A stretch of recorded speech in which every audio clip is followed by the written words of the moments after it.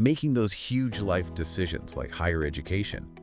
Wow, the amount of information out there, it can feel less like a clear path and maybe more like wading through a maze, right? Absolutely. It's overwhelming. But what if there was a way, like a really strategic compass, to cut through all that noise and find what's genuinely the best fit for you? Well, that's exactly what we're diving into today. We're looking at the really quite fascinating world of modern student counseling. Okay. And specifically how professional counselors are now using really comprehensive academic and, importantly, psychological profiling. And this is all guided by established global educational frameworks. Right, so we're drawing insights today from student counselors' role in global education frameworks. We want to unpack how this deep profiling works, why it's become so vital, and what it really means for students looking at education across the globe, like UK, Australia, Europe. Yeah, all the key destinations. And I suspect it's quite a bit more involved than just flipping through a brochure and picking a course name. Oh, much more, definitely.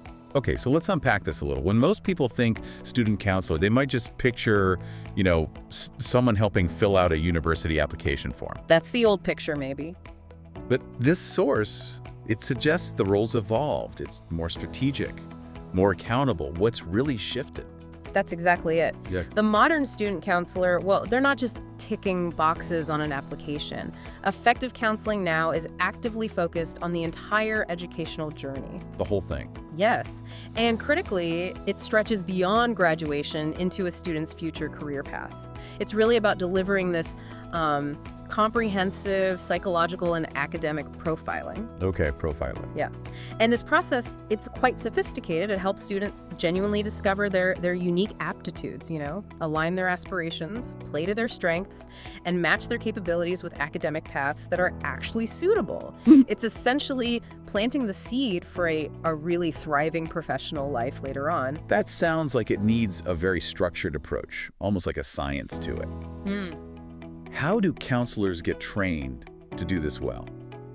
Especially when you throw in the complexity of international education. Right. That's where organizations like FutureWiseCounselling step in. They're a membership body for both counselors and students, actually. Oh, okay. And they've developed a very specific protocol. It comes through an advanced training module they offer. And this training is based on? It's built on an academic curriculum, and that curriculum is directly inspired by 3 key international frameworks. You've got the QAA from the UK. The Quality Assurance Agency, right, sets the standards. Exactly. Then there's TQSA and ESOS from Australia. They focus on quality assurance, but also really heavily on international student welfare.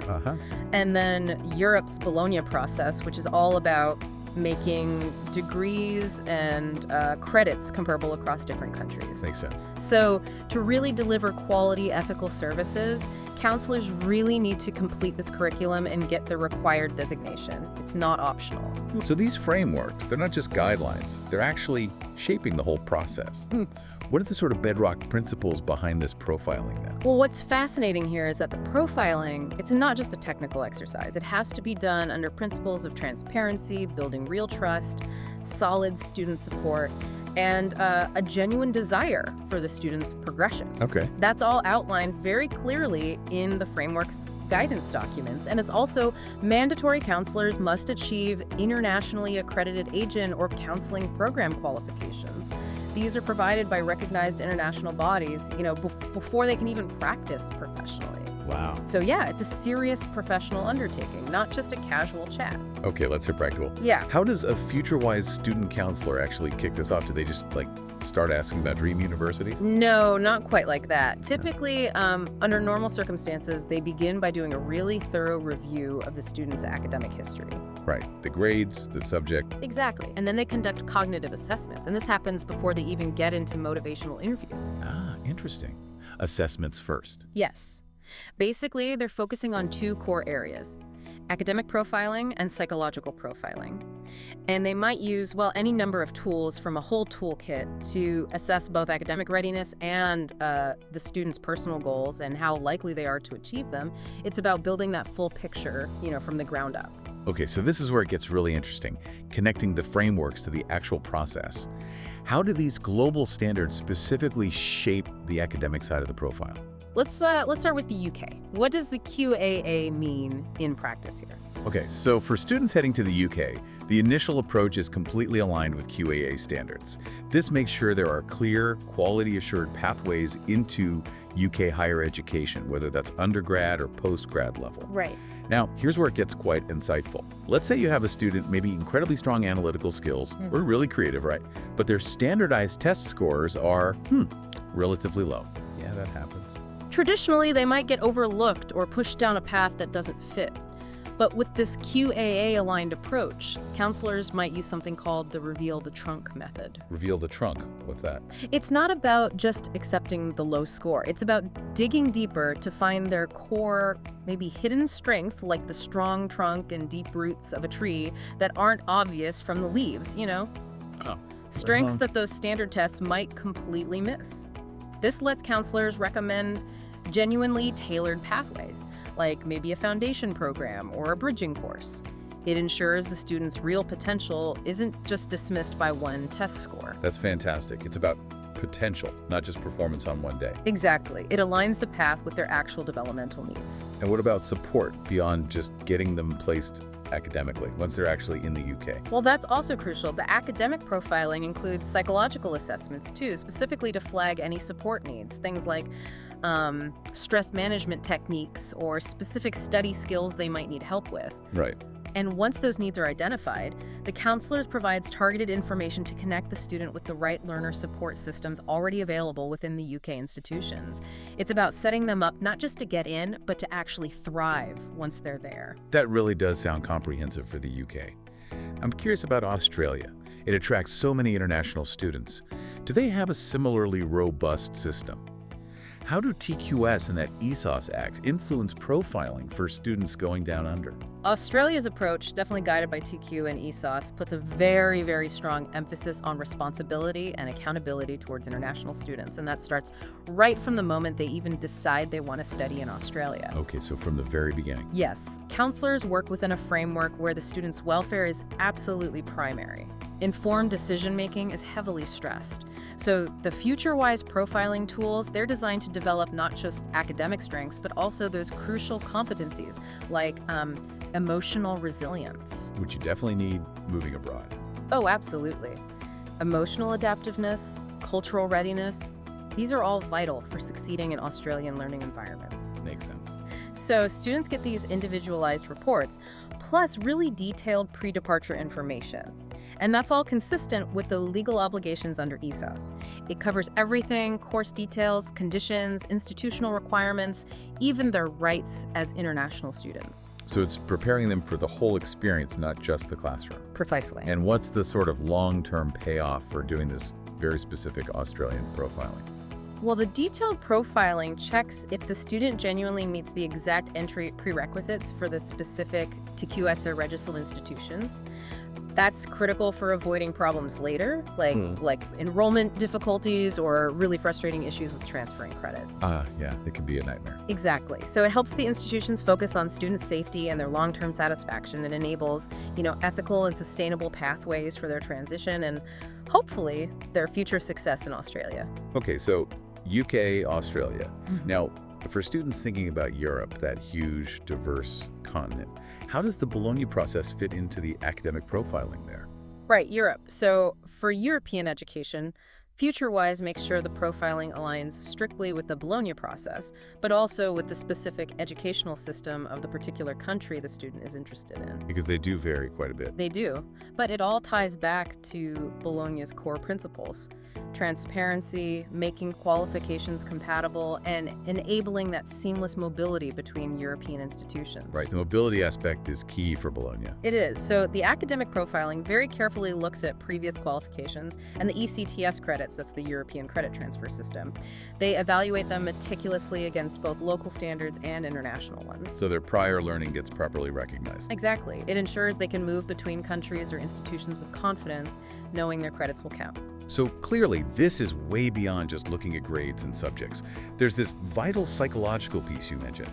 Why is assessing that mental preparedness, that cultural readiness, why is that so crucial? Not just for going abroad, but maybe even for big academic shifts locally? That's a great question, and it's often the bit that gets underestimated. Psychological profiling assesses a student's, let's say, openness and adaptability. How ready are they for diverse cultures, new environments? How prepared are they for academic mobility itself? So how they'll actually cope with the change. Exactly. It's about how well they might transition, not just academically, but personally, into a new country's social norms, academic expectations.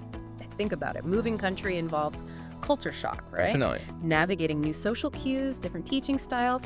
If a student isn't psychologically ready for that, even if they're academically brilliant, they might really struggle. Yeah, I could see that. So this assessment is crucial, not just for foreign education, but honestly, even locally, when students face a huge choice between different study opportunities.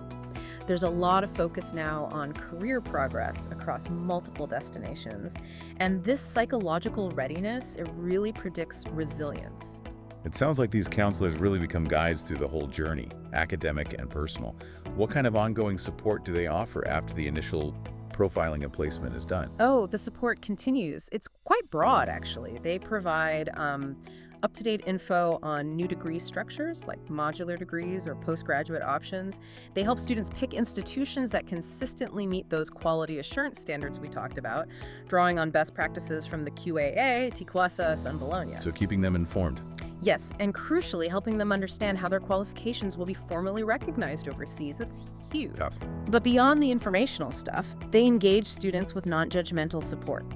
They help find solutions when challenges pop up, provide a safe, compassionate space to talk things through. They might facilitate conflict resolution if needed, ensure student safety by reporting concerns, and just generally provide invaluable help with overall college readiness. That's incredibly holistic. So when you merge all of this, the academic, the psychological, the ongoing support, what's the ultimate outcome? I mean, I can imagine some listeners thinking, is all this really necessary? Can't I just research online and pick? What's the biggest misunderstanding about the value of this deep profiling? Yeah, that's a common question, and it's understandable. I think the biggest misconception is that students just need information, lots of data. Right, just facts and figures. But what they truly need is insight and alignment. By merging all these practices, a really effective student counselor fosters longer-term stability for the student, educational, career, and emotional stability. Stability, okay. When profiling is elevated like this, it opens up unique possibilities for students, especially those studying abroad, to find paths that are genuinely rewarding, sustainable, and, well, fit them like a glove. FutureWise really pushes their counselors to be more than just consultants. More than consultants. Yeah, they see them as change agents. They're given that role and responsibility, using structured, evidence-based methods to help students truly align the unique potential with global opportunities. So ultimately, this profiling-based approach, tied directly to QAA, TQSS, and Bologna, it doesn't just guide the student experience, it actually redefines it. It makes it informed, strategic, viable, protected, and fundamentally developmental. Wow, what an illuminating look at how modern student counseling really does go that extra mile. We've really seen how this comprehensive profiling, both academic and psychological, grounded in these robust global frameworks, offers a truly personalized, strategic way into higher education, empowering students for success that stretches way beyond just getting the degree. It really does highlight how understanding your own aptitudes, your core strengths, even your readiness for different cultures, how that can unlock incredible opportunities. It leads to a much more informed, protected, and, as we said, developmental educational journey. It's about building a future, not just picking a course. Exactly, building a future. So for you, our listener, here's maybe something to think about. Given how central this kind of sophisticated profiling seems to be for long-term success and even emotional well-being, how might understanding your own potential profiling needs change how you approach those big academic or career decisions, whether that's for yourself, maybe for your kids, or even someone you're mentoring?